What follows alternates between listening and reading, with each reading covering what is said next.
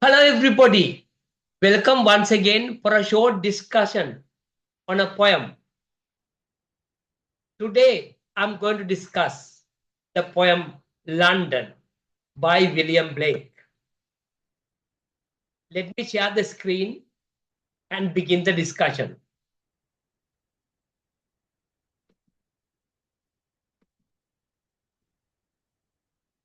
I hope you can see the screen now. London by William Blake. Now, Blake is another British poet, very famous in Romantic era. He was also famous as a printer and artist. He was born on 28th November 1757 and died on 1827, specifically 12th August 1827. And this time is famous for second generation of romantic poets. He wrote many poems, but I'm taking the poem London for discussion today. Let us go into details now. He begins the poem. I wander through each charted street near where the charted Thames does flow, and mark in every face I meet marks of weakness, marks of war. That's the first stanza. Let's first discuss the first stanza. Now, being the poet, he takes a first person narration. When he says, I wander through each charted streets, he personally walks on London streets. And he specifically says, chartered streets near where the chartered Thames does flow. The word chartered means here highly commercialized. Now, as a poet, Blake was against industrial movement or industrialization, urbanization. Both happen at the same time. Many people from rural villages came to towns, cities.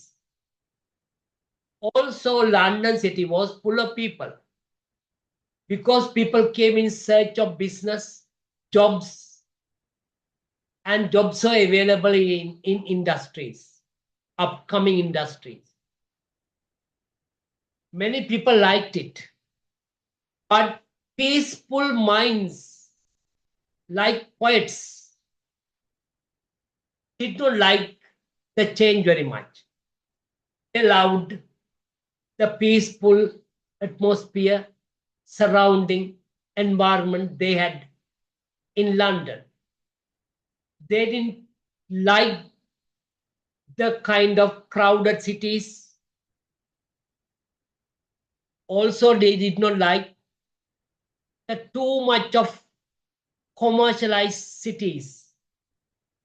So he uses the word chartered in the first line. I wander through each chartered street. Chartered here means probably highly commercialized. A lot of businesses are on the streets near where the chartered Thames does flow. Now, he's using the word chartered again in the second line also. Of course, in the first line, he tells chartered street. Street is usually a man-made thing, but Thames is not man-made. It is a nature-made production. Thames River is a nature's production. So he means to say something very, very critical here. He tells commercialization has happened on streets. Also, it is visible on the nature-made Thames River. Thames is a famous river in London, and he notices the kind of changes that has happened, or changes that have overtaken on streets. Also changes that have overtaken on the river Thames. In other words, commercialization of the streets. Also, you can say commercialization of Thames River. He says he walks on the streets and they are all chartered. And also he goes probably beside the river. That's why he says near where the chartered Thames does flow. Even he notices the river is commercialized. There are many rivers in the world which are highly commercialized. In Sri Lanka, for example, Kalani River is highly commercialized. And you have similar rivers in India, Bangladesh, China, and many other countries. Especially when there are so many people doing businesses by the river. For example, sand businesses, timber businesses, hotel and other industries are basically around rivers, not only in Sri Lanka, in many other countries in the world. He noticed this during his time. And in the third line, he says, and mark in every face I meet, marks of weakness, marks of war. He now turns his eyes to the people. When he walks on the street, he meets people. He sees something specific here in the faces of people. What are they? Weaknesses and marks of war. Marks of weaknesses and marks of war. War means sorrowful. I hope you understand the word weakness or weaknesses. When people are not having proper sleep, when people are disturbed by industries, when people are living in crowded cities, they are not happy. Their life is not peaceful. Therefore, as a result, you see weaknesses in the faces of people and also sorrow in the faces of people. That's why he says marks of weaknesses, marks of war. And mark in every face I meet, marks of weakness, marks of war. So he tries actually to generalize and say that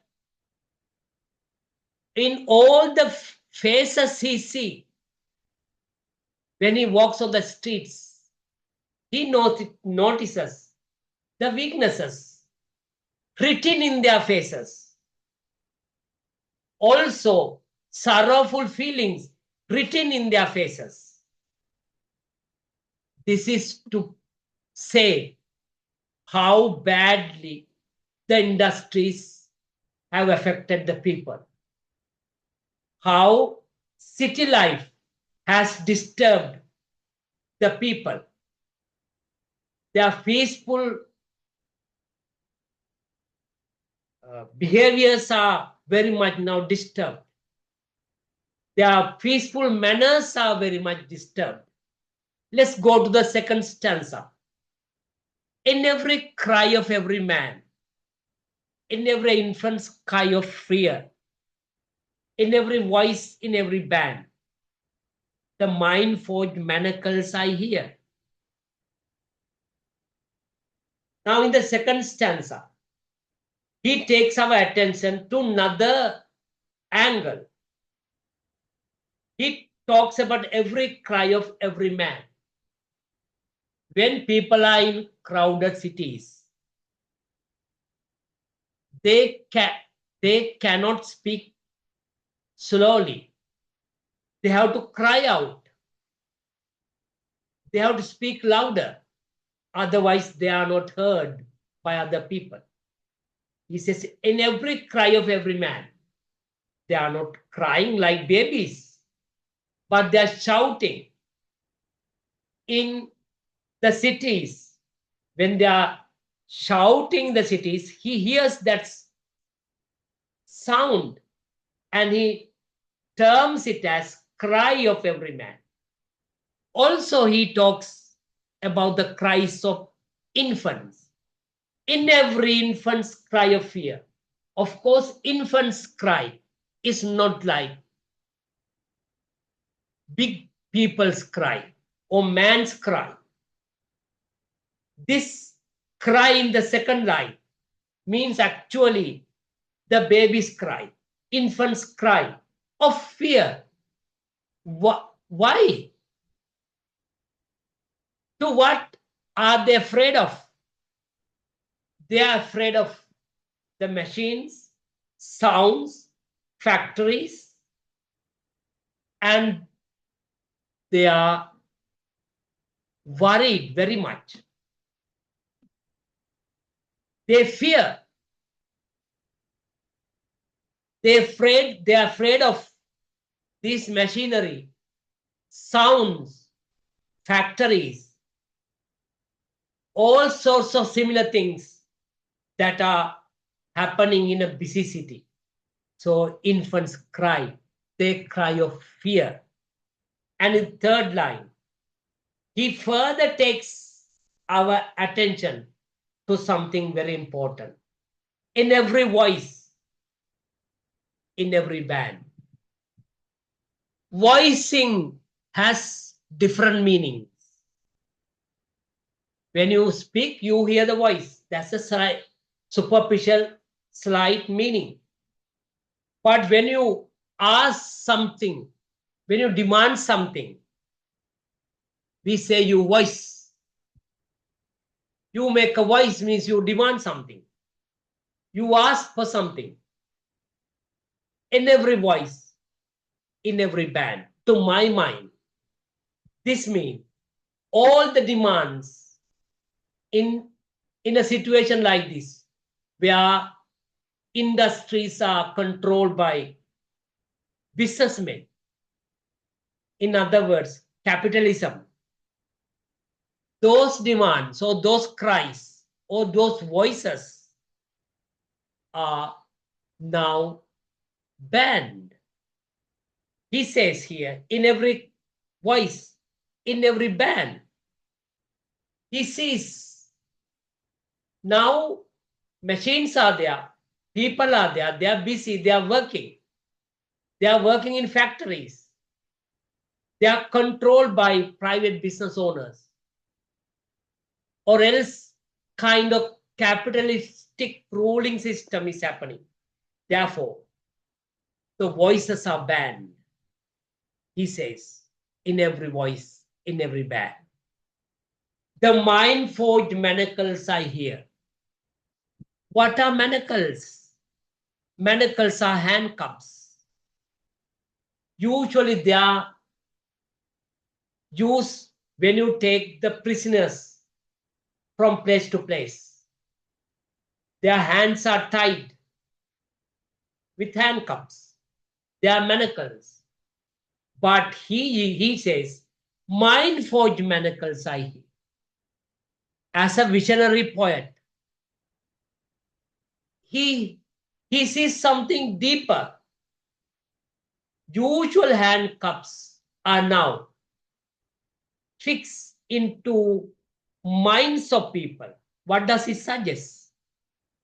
That suggests people are not even allowed to think freely. Their thinking is controlled. Their free thinking is controlled. Therefore, second stanza takes our attention and make us think about deep in the social system of London. He talks about the controlling of people and their voices, and the fear of infants and their cry. Also, the banning on voices in the businesses, in the cities, in the factories, in the private owned businesses. And also, last line says, even the free thinking of people even controlled by this social system that is happening in the city of London now. Therefore, to my mind, he's criticizing seriously the society in London. Therefore, I have seen some critics rate William Blake as a social critic. I think second stanza is a good example to prove it, to identify him as a social critic. Further, we'll go to the next stanza and see how he handles it. Third stanza, how the chimney sweepers cry, every blackening church falls, and the hapless soldiers sigh, runs in blood down palace walls. He takes another angle. He takes our attention to another sector of society. That's chimney sweepers. Who are chimney sweepers? He uses C capital, chimney sweepers. Who are chimney sweepers? Chimneys are narrow openings to the air when the smoke runs through chimneys. Those houses at this time used charcoal or firewood to keep the heating of the houses. They had chimneys, fireplaces and chimneys. These are narrow openings. And soot get collected when you use the chimneys over and over again, or when you burn charcoal or firewood over and over again. Soot get collected in chimneys and they are to be cleaned. However, big people can't climb the chimneys. Only small people, small-bodied people, in other words, young people, can only climb chimneys. They climb chimneys and they can clean the chimneys. So probably how the chimney sweepers cry means the boys at that time who cleaned chimneys shouted on streets to indicate that they are doing the job, cleaning chimneys. And they probably walk on the streets saying that they clean the chimneys. Especially, I should say, at that time there was slavery. These small boys were kept as slaves and they were made to clean the chimneys. I recall he wrote another poem by this name, Chimney Sweeper. So I think probably he means the way these chimney sweeping boys cry on the street. That's why he says, how the chimney sweepers cry. Every black ring church appalls. Now here the word blackening is important, ladies and gentlemen. Blackening means getting black colored. When you have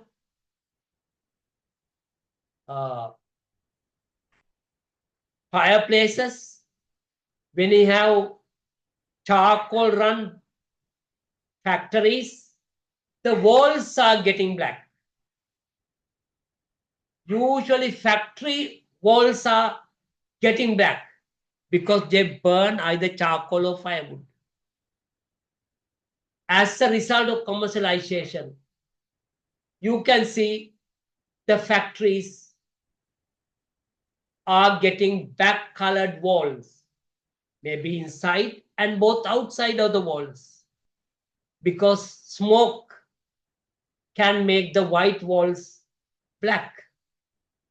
White walls can be black walls after some time.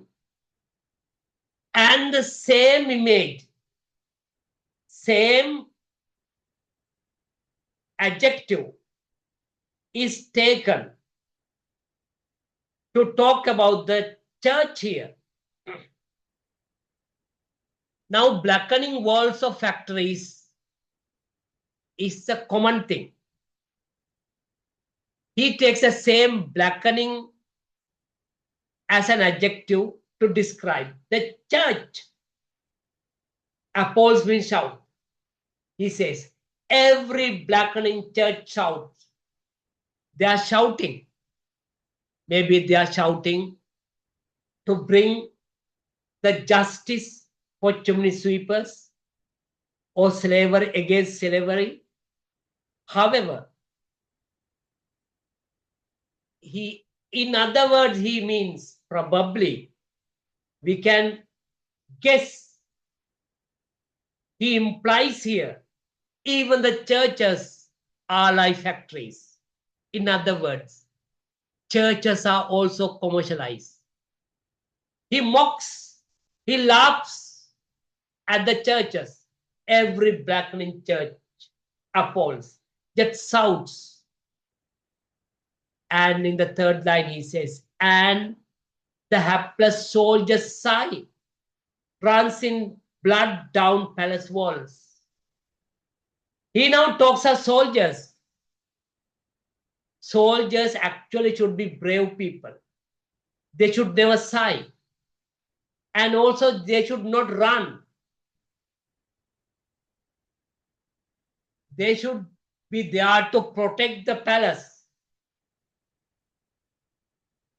And when they are wounded, runs in blood down palace walls. When the soldiers are beaten, when the soldiers are wounded, you get blood. That means they are the people who are there to protect the palace or the king are now not protecting. They are running away from the palace walls. This can happen when there is no proper ruling system, when there is no proper government, when there is no proper governance. Even the soldiers are going out of the palace or the king. And they are helpless. They are very helpless. Soldiers even have no say. They have no power. They only sigh and they run. So he takes our attention to three major things actually, in the third stanza. Chimney sweepers, the role of churches, Also, he talks about the soldiers. Let's go to the final stanza of the poem. And this stanza is actually gives us a picture of the nightlife of London. But most through midnight streets I hear how youthful harlots curse.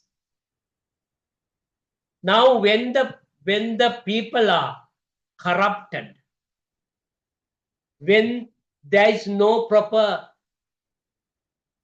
ruling system in the cities, you see harlots everywhere. Harlots are prostitutes. This is termed as the oldest profession in the world, prostitution. However, he uses the word, how the youthful harlot curse. The word curse means they are not happy. Probably they are also employed by the slave masters and they are not happy in their business. And he tells how the youthful harlots curse. They curse, probably they curse upon their slave masters. Or maybe they curse upon their customers when they are disturbed too much. And in the third line of the last stanza, blast the newborn infant's tear. This curse is so powerful and that can even blast the newborn infant's tear. That means the baby to be born is not a healthy baby. Naturally, when women are engaged in unprotected sex, in unprotected prostitution, they get illnesses. The last line, plagues, tells us about this illness. We popularly call it as STD, socially transmitted diseases, or VD, venereal diseases, whatever it is. When youthful girls or youthful harlots, youthful prostitutes engage in this trade, as a result, even the babies to be born are sick and they get illnesses, plagues, and he finally ends it. Blights with plagues with marriage hers. Metaphorically, he's telling, marriage is now hers. What is a hearse? Hearse is a vehicle to take your copy. In other words, that is the vehicle that takes you on the last journey of your life. So according to him, marriage is now going in the last journey. The concept of marriage is going on the last journey because of these plagues, because of prostitution. When there's heavy prostitution, we can't talk about family life. We can't talk about marriage. Marriage is disturbed. So he ends the poem with a very strong comment saying, marriage hers. That suggests metaphorically marriage is going on the last journey. Ladies and gentlemen, I hope you had a particular idea or maybe you enjoyed the discussion. However, I propose you can still think further on the lines and words and their meanings to get the full meaning into your head. This is just a discussion done by me. I use my own way of interpretation of the poem. Of course, you are free to interpret as you wish, as you enjoy. Maybe my interpretation will certainly help you for you to have the beginning. Let me recite the poem before I wind up. I wander through each charted street, near where the charted theme does flow, and mark in every face I meet marks of weakness, marks of woe. In every cry of every man, in every infant's cry of fear, in every voice, in every band, the mind-forged manacles I hear. How the chimney sweepers cry, every blackening church falls, and the helpless soldier's sigh runs in blood down palace walls. But most through midnight streets I hear how the youthful harlots curse, blast the newborn infant's tear, and blights with plagues the marriage hearse. That ends the poem, ladies and gentlemen. I hope you enjoyed it. Thank you very much.